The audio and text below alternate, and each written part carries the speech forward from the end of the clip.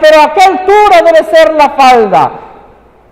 Si es premilenialista, si es amilenialista, si es postmilenialista, si es preterista, ¿cuál es su escatología? Y debatimos y peleamos entre nosotros. Pero ¿usted qué es? ¿Bautista pentecostal o de Asambleas de Dios o nazareno? ¿Testigo de Jehová o católico? Y peleamos defendiendo y diciendo, es que nosotros estamos en la verdad. La verdad es Jesucristo. El que tiene a Jesús, ese tiene la verdad. Pero la verdad nos fue dada para llevarla a un mundo cautivo, y entonces sean libres como tú lo has sido.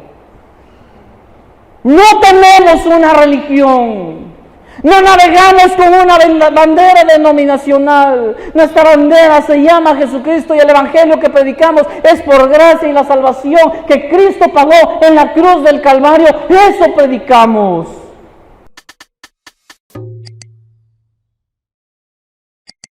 Señor, hazme entender y aprenderé tus mandamientos. Amén. ¿Qué significa que vivimos en un mundo caído? Eso es el mundo en el que vivimos, y nosotros somos una raza caída. ¿Pero qué significa eso? Caminaba con mi esposa y mi cuñadita. En ese entonces mi cuñadita de unos escasos 12 o 13 años, en Motocintla, cuando de pronto por allí ella está muy asustada y corre, David, es que mira, y estaba muy asustada, y le digo, ¿qué es que allá? Mira, y volteamos a ver, y por qué estaba tan asombrada, y de pronto que vimos a dos muchachos, una parejita de varones, que se estaban besando. Y pues obviamente mi cuñada estaba muy asustada. Esto ocurrió hace algunos años ya, y me percaté cómo a ella le causó tanto asombro, pero había un grupo de personas por allí cerca que no se asustaban ya al ver algo así. Muchas personas hoy día, cuando alguien, dicen verdad, sale del closet, ya no se asombran, ya no se asustan, les aplauden. Qué valor, ¿verdad? Y están tratando cada vez más, la palabra que están usando es normalizar este tipo de conductas. No podemos normalizar el pecado, mis hermanos. Entonces nos tachan de retrógradas, nos tachan de un sinfín de cosas, homofóbicos y demás, ¿verdad? Cuando de este tema se trata, pero no es eso. Justamente cuando predico trato de dejar en claro a las personas que predico, no pretendo atacarlo. Me motiva a venir y hablarle el amor que Dios puso en mí, porque en otras circunstancias yo hubiera pensado, a mí qué me importa tu vida, y miren que yo fui mero así. Usted con su vida, yo con la mía, evitémonos problemas, ¿verdad? Pero en Cristo Jesús me volví el más metiche de todos, ¿no? Ahí estoy queriendo. ¿Por qué? No por otra cosa, porque entendí el mensaje de la salvación y entendí que toda vida sin Cristo va camino al infierno, y que mi labor es ir, correr y alarmarlos y decirles, sálvate, Cristo murió por ti. Esa es mi labor. No atacar, no, de ninguna manera. No vino Jesús para condenar al mundo, sino para salvarlo, y la misión que cada uno de los que estamos aquí tenemos es que los que están a nuestro alrededor se salven. Pero vivimos en un mundo caído, vivimos en un mundo de pecado. Romanos 5, versículo 12 dice, por tanto, como el pecado entró en el mundo por un hombre, y por el pecado la muerte, así la muerte pasó a todos los hombres por cuanto todos pecaron. ¿Qué significa que vivimos en un mundo caído? Pocas personas, creo, nos detendríamos a pensar en esa pregunta. De hecho, parece una pregunta diseñada para teólogos y eruditos de la Biblia. Sin embargo, solo necesitamos ser un poco observadores para responderla. El mismo mundo nos da respuesta de lo que eso significa. Y su palabra, la Biblia, nos da respuesta. Romanos 8:22, porque sabemos que toda la creación gime a una y a una está con dolores de parto hasta ahora. Toda la creación. Dios creó un mundo perfecto. Creó un mundo bueno en gran manera, y cuando hablamos de un mundo, de un planeta que es bueno en gran manera, yo creo que la gran mayoría dice, no es cierto, este mundo ya no lo entiende, se levanta y está haciendo frío, al ratito está haciendo calor, más tarde está lloviendo y otra vez ya no sabe usted, sale a la calle, lleva su suéter, lleva un shortcito y lleva su paraguas, a ver qué va a pasar en el día, ¿verdad? Este mundo está loco ya.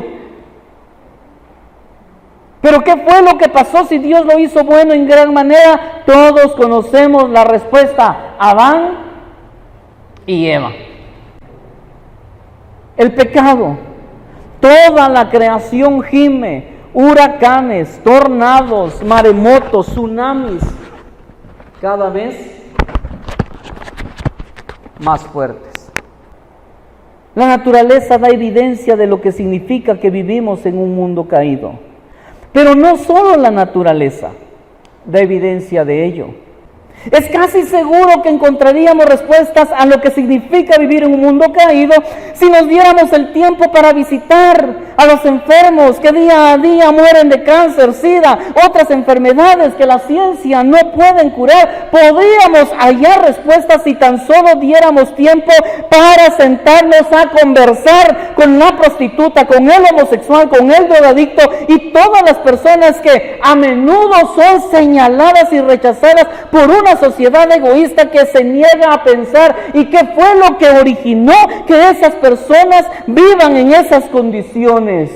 Atrapados en el pecado, atrapados en un sentimiento de odio, de rencor, de resentimiento, de culpa, un mundo caído. Pero ¿qué originó todo eso? ¿Qué originó que la persona que te hizo víctima alguna vez y te asaltó o te lastimó? ¿Qué lo originó? Tal vez esa misma persona antes fue víctima también.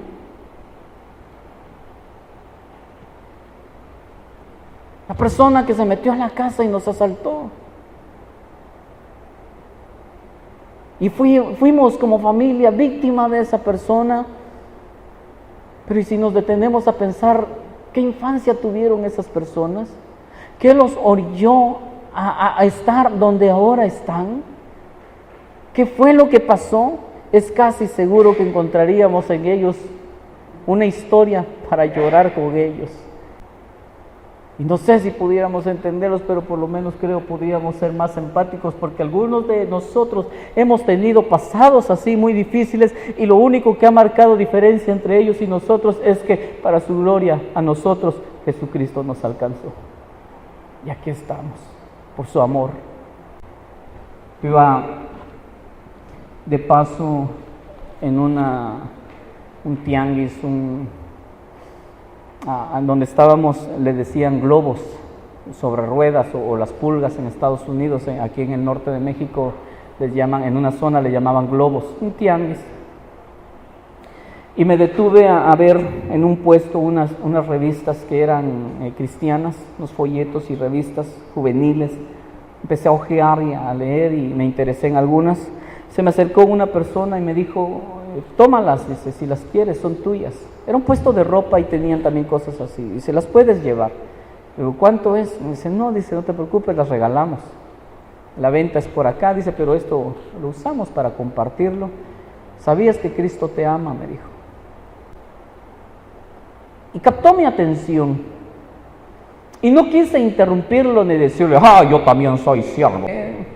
No, yo iba normal como siempre me ven. Él no se imaginó que fuera pastor. Y le digo, ¿de verdad? Le digo, sí. Y me empezó a evangelizar. Y disfruté tanto escuchar que una persona estuviera tan apasionado de predicar el Evangelio. Y escuché el Evangelio y hasta que me hizo la invitación para aceptar a Cristo, hasta entonces le dije, ¿sabes qué? Le digo, yo también soy hijo de Dios y somos hermanos para su gloria. Le digo, te felicito. Y me acuerdo que ese momento cuando estábamos ahí se desató una gloria de Dios, una presencia tan preciosa, tan hermosa. Y yo le dije, de parte de Dios te digo, no dejes de hacer lo que estás haciendo. Dios está contigo y en este lugar su gloria se manifiesta y en este lugar personas se van a seguir salvando. Y el hombre comenzó a llorar y me dijo, tú tienes algo diferente, me dijo. Esto ocurrió antes de que yo le dijera que era pastor. Le digo, también predico la palabra de Dios. Cuando yo le dije eso, había otra persona allá y dijo, oye, dice, ven para acá. Mira, dice, él también es siervo. Y dice, regálame un minuto, por favor, no te vayas, dice la otra persona. Espérame tantito, por favor, que necesito hablar contigo. Y de parte de Dios quiero darte un mensaje que me gustaría que pudieras predicar. Y a donde voy y tengo oportunidad, hablo de esto. Estuve esperando, pero tenía mucha gente que atender y no iba. Entonces solo corrió y me dijo, por favor, mira, solo quiero que veas esto, y me dio un DVD. Solo quiero que veas esto, escúchalo, y si puedes, compártelo. Espero que pueda verte más adelante y podamos platicar. Me quedé con el DVD, me despedí. Fui al lugar donde nos hospedábamos. Esto ocurrió en Ensenada. Y mi sorpresa cuando vi el video es que era la persona que me lo había entregado. Y en la portada decía testimonio de un ex homosexual, ahora evangelista. Y en su testimonio vi todo lo que le había ocurrido y cómo desde niño había sido abusado y había padecido una vida tan difícil, tan dolorosa, hasta que llega el punto en que empieza a conducirse en la vida tal cual un homosexual, pero ya vestido de mujer y se creía mujer, y cuenta todo su testimonio hasta que Cristo lo hizo libre. Cuando yo vi ese testimonio, yo quise regresar y fui a donde él estaba. Recuerdo que ya no pedí permiso, dije, es mi hermano, no pasa nada, y me metí hasta adentro. En su puesto estaba comiendo, recuerdo, entré y cuando él me vio, vi su cara de sorpresa que me había metido hasta adentro, y se paró y me dijo, siervo, Dios te bendiga. Y cuando recibí su mano, agarré y lo abracé. Y me dijo, yo pensé que no volvías, me dijo. Le digo, ¿por qué? Porque todos me estrechan la mano y todos son capaces de darme un abrazo cuando me ven aquí y me ven trabajando, pero cuando yo les comparto mi testimonio y cuando yo les digo esto es lo que era mi vida, entonces aún pastores me han dado la espalda y nunca más vuelven para saludarme, porque un día yo fui para querer predicar la palabra de Dios y llegué a una iglesia y un pastor me dijo, en mi púlpito tú no vas a predicar y en mi altar tú no lo vas a profanar, personas como ustedes no cambian, me dijo el pastor. Y entonces yo volteé, lo vi y le dije, yo no sé quién sea su Dios, pero el mío es tan poderoso para cambiar al peor pecador del mundo. Ese es mi Dios, dijo él, y ese es el Dios que tenemos. Y fuimos llamados a sentarnos como esas personas. Mira esos lugares que están vacíos. Probablemente una persona en esas condiciones que está allá afuera está necesitando escuchar el mensaje de amor que tú escuchaste, pero callas. No temo sentarme con ellos y hablar con ellos y estrecharles la mano y mostrarles el amor que seguramente Jesucristo les mostraría. Qué pena que Jesús se sentara y conviviera con pecadores, pero nosotros nos corramos tantos y no querramos estar con ellos. Jesucristo hacía eso. No temía sentarse y abrazar y ministrar a la prostituta, a los leprosos, a los rechazados de la sociedad. Podríamos entender el significado de vivir en un mundo caído cuando al escuchar a esas personas nos cuenten que las personas que los dañaron eran personas que ellos amaban, familiares cercanos y a veces sus propios padres. Eso significa que vivimos en un mundo caído. ¿Qué significa que vivimos en un mundo caído? Podríamos entenderlo si dejáramos de perder el tiempo en debates teológicos, diferencias denominacionales, para darnos el tiempo de ir y visitar al huérfano, a la viuda, al anciano, a tantos ancianos abandonados que existen en asilos, porque sus hijos ya no los soportaban y porque no podían esperar más de ellos. Entonces los desecharon como se desecha cualquier objeto, porque ya no puedo esperar más de él o de ella. Acabamos de atender un caso que conocemos y qué doloroso fue. Eso significa que vivimos en un mundo caído.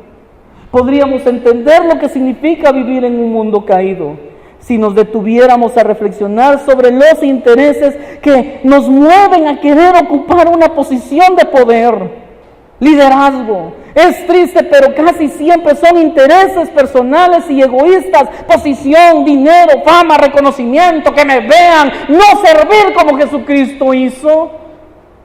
Aún en las iglesias los pastores están afanados por los títulos: que me llamen profeta, apóstol, que me llamen pastor, hermano. No me llame hermano, yo no soy pastor, el ungido de Jehová. Amamos la posición, amamos el reconocimiento, el orgullo nos gana, y no somos como Jesús, que era capaz de arrodillarse y lavarse los pies a los discípulos, y el mismo Jesús fue el que dijo que Él no vino para ser servido, sino para servir. Pero nosotros no queremos hacerlo. Nosotros hemos considerado a un Dios siervo en lugar de un Dios Señor como realmente es.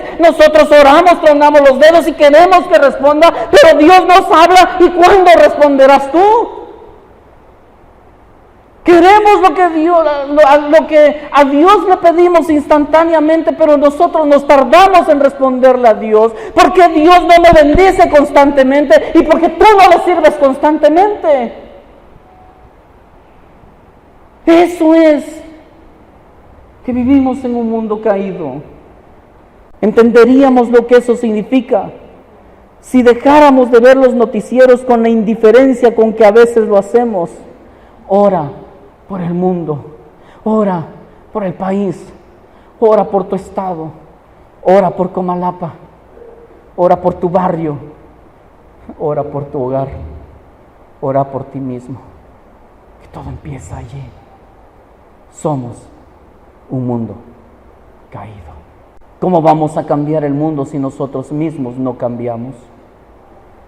Prohibido, se los he dicho, andar por ahí diciendo: Cristo cambió mi vida, Cristo cambió mi vida. Es que Cristo cambió mi vida. Ni te ha cambiado.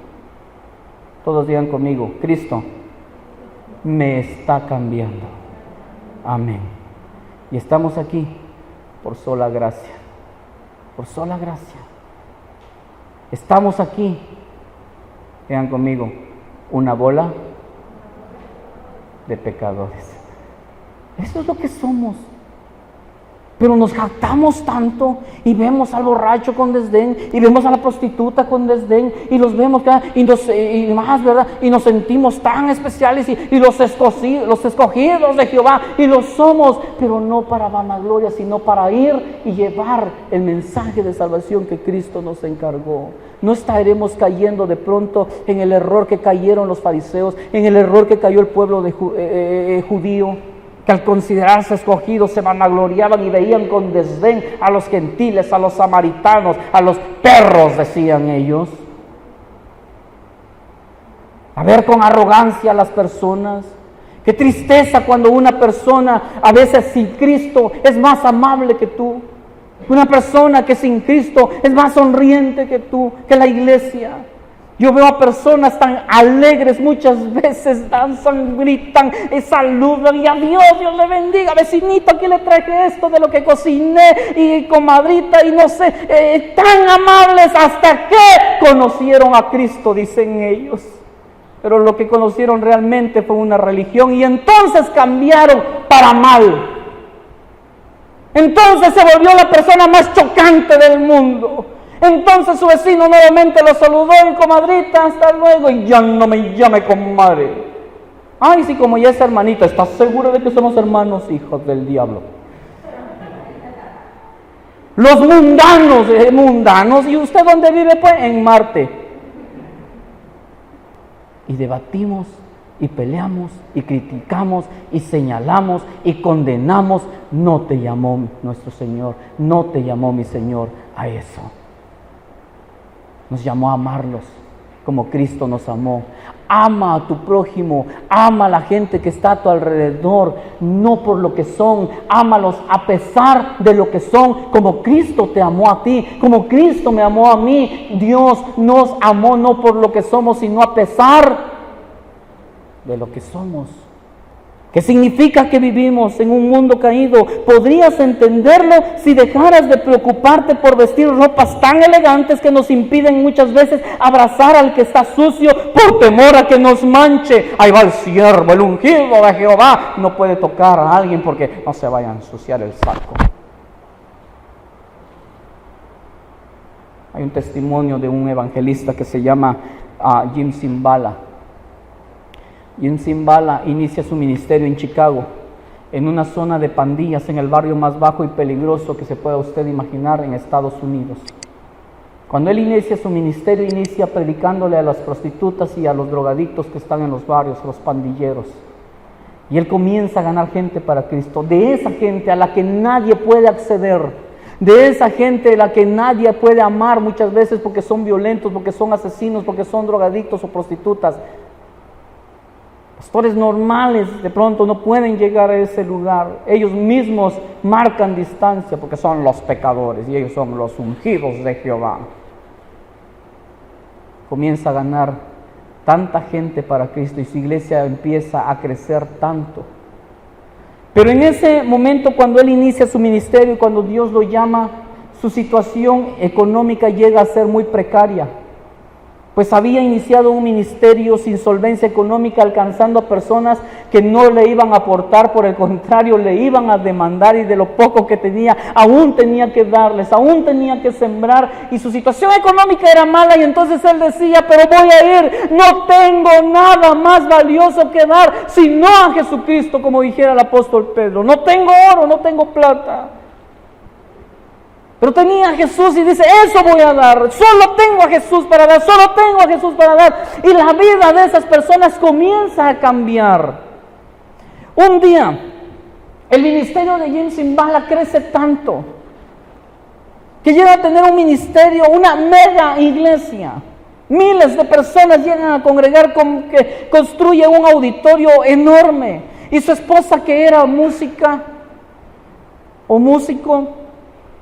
levanta un ministerio hermoso, una orquesta para alabar a Dios, que luego es invitada a diferentes campañas y a diferentes iglesias a tocar, y van de un lugar a otro con el ministerio musical de alabanza, y él llevando la palabra. Aquello se tornó en un ministerio poderoso. Un día, cuando hubo terminado de predicar una campaña evangelística, se despidió porque tenía que ir a otro lugar. Y caminó alguna distancia para llegar a donde estaba su auto estacionado, al estacionamiento. Cuando iba de camino, se le apareció un hombre sucio, un hombre desalineado, un indigente. Él narra en su libro cómo los olores se mezclaban y eran olores casi putrefactos, eran olores que no podían soportarse, eran olores de sudor, heces, orina, basura. Todo se conjuntaba en aquel hombre y su apariencia era desagradable, narra él.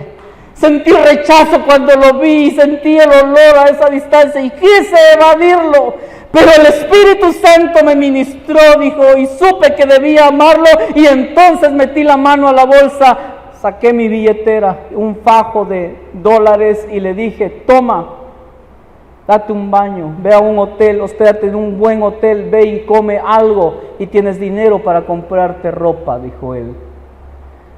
Aquel hombre me vio a los ojos, me dejó con la mano extendida y me señaló y me dijo, no quiero tu dinero, guarda tu dinero, no me interesa, quiero a ese Jesucristo del que estabas hablando ahí arriba, quiero a ese Jesucristo del que me estabas hablando, guarda tu dinero, me dijo. Entonces yo entendí que Dios estaba tratando conmigo, dijo. Ahora que tengo dinero, quiero suplir una necesidad y aparentar que amo a la gente, dándole un fajo de billetes y evadiendo mi verdadera responsabilidad, que es predicar a Jesucristo y darle lo más valioso que tengo. El olor desapareció, dijo. Me lancé a sus brazos y lloré con él y le dije, Jesucristo te ama. Aquel hombre recibió a Jesucristo en su corazón. Y posteriormente se convirtió también en un gran ministro. Dice, ¿qué tal si me hubiera limitado solamente a darle el dinero? ¿Cuántos de nosotros pensamos a veces que ayudamos a la gente con darle dinero? ¿Cuántas personas pensamos que lo ayudamos porque le damos vestido, porque les damos comida? Gorditos los vamos a mandar para el infierno. Necesitan a Jesucristo. ¿Qué significa que vivimos en un mundo caído? Significa que mientras yo termino esta frase, alguien está muriendo sin Jesucristo. Personas están muriendo sin Jesucristo. La mies es mucha, los obreros pocos. Y al que sabe hacer lo bueno y no lo hace, le es pecado. Necesitamos predicar. Hay pecados que son de omisión, que no estamos haciendo. Significa, hermanos, que aún los que decimos ser cristianos nos hemos conformado a este mundo y se ha perdido el temor de Dios, viviendo de una manera en la iglesia y de otra completamente diferente en casa, en el colegio o en el trabajo. Vienes a la iglesia y levantas las manos y adoras y lees la Biblia, pero cuando estás allá pareces un perfecto mundano, como a veces los llamas. Y no somos coherentes entre lo que decimos y en lo que vivimos. Y nos estamos amoldando a este mundo como una rana que ha sido puesta en un recipiente con agua tibia. Se dice que si tú pones una rana en un recipiente con agua fría, saltará del recipiente, pero si está tibia, se quedará allí. Y si está en la estufa y la temperatura va a ir aumentando, tolerará, como gradualmente la temperatura aumenta hasta que se muere ahí hervida. Nos amoldamos de esa manera a este mundo, tolerando la tibieza, y luego el calor, y luego lo caliente. Y cuando un día te des cuenta, despertarás en el infierno, porque cuando actúas de esa manera, solo das evidencia de que no has nacido de nuevo. Quien ha nacido de nuevo no tolera el pecado. Muchas veces somos tentados, muchas veces, pero no cedemos, luchamos, y cuando cedemos por alguna razón, ¿sabes qué? Hay dolor, hay arrepentimiento y volvemos al Padre. Siempre es así. Significa que aún aquellos que decimos tener el amor de Cristo nos hemos olvidado de llevarlo al mundo, a un mundo necesitado. Significa que día a día miles de personas van al infierno a cada instante, mientras nosotros debatimos si hay que aplaudir o no, si la mujer debe poner falda o pantalón, si debe pintarse el pelo o no, si debe usar joyas o no, pero a qué altura debe ser la falda. Si es premilenialista, si es amilenialista, si es postmilenialista, si es preterista, ¿cuál es su escatología? Y debatimos y peleamos entre nosotros. Pero ¿usted qué es? ¿Bautista pentecostal o de Asambleas de Dios o nazareno? ¿Testigo de Jehová o católico? Y peleamos defendiendo y diciendo, es que nosotros estamos en la verdad. La verdad es Jesucristo. El que tiene a Jesús, ese tiene la verdad. Pero la verdad nos fue dada para llevarla a un mundo cautivo, y entonces sean libres como tú lo has sido. No tenemos una religión, no navegamos con una bandera denominacional. Nuestra bandera se llama Jesucristo, y el evangelio que predicamos es por gracia y la salvación que Cristo pagó en la cruz del Calvario. Eso predicamos.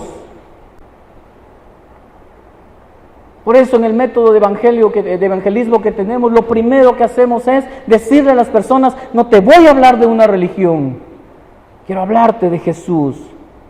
Significa que aún los que somos redimidos y lavados en la sangre del Cordero, debemos luchar día tras día contra el pecado que mora en nosotros y que nos hace muchas veces egoístas e inconscientes de que en nuestras manos Dios ha puesto la única opción que este mundo tiene, Jesucristo.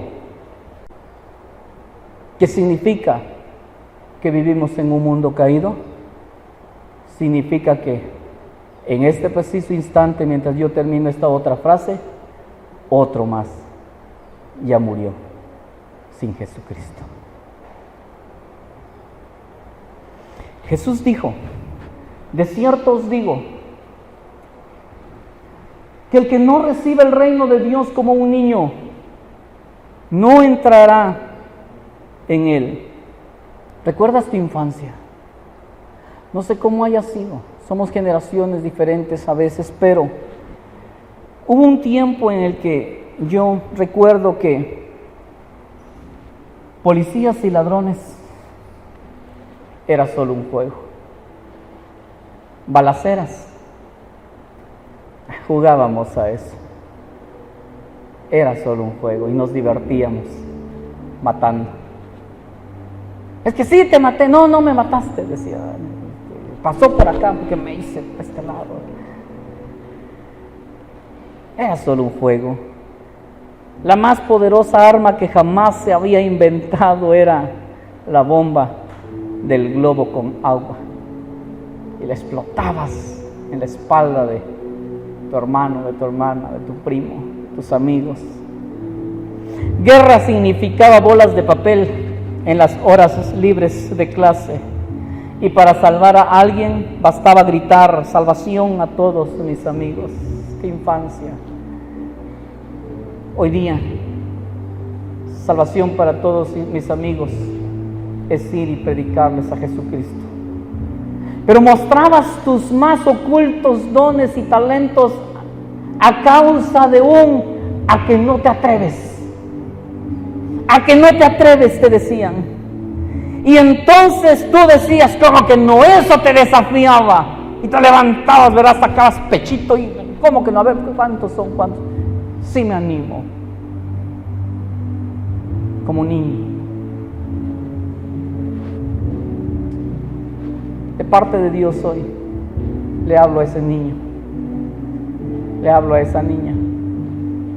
Ponte de pie. El reto es ese. A que no te atreves. Esta semana, ir por uno más para Jesucristo. A que no te atreves. En tu negocio, como lo hicieron aquellas personas conmigo, poner folletos evangelísticos y repartirlos. A que no te atreves. Ir y gastar unos pesos en una Biblia y regalársela a alguien que probablemente no tiene una. Que no te atreves.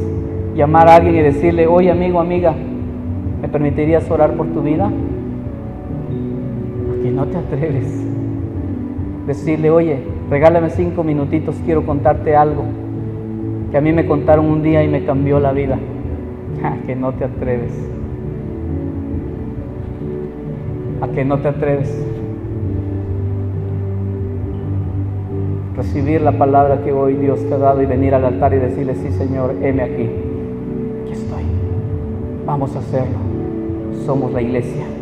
Somos el pueblo de Dios. A que no te atreves. Vamos, como niños, retados, desafiados. Gente va a salvarse por tu testimonio. Tu familia va a salvarse no por la predicación que alguien más llegue, sino por el testimonio que tú le presentes y la palabra que tú le lleves. Vamos, vamos, esta es la iglesia que Jesucristo quiere. Esta es la iglesia que Dios ama. Esta es la iglesia que Dios necesita. Esta es la iglesia que está necesitando Comalapa. Esta es la iglesia.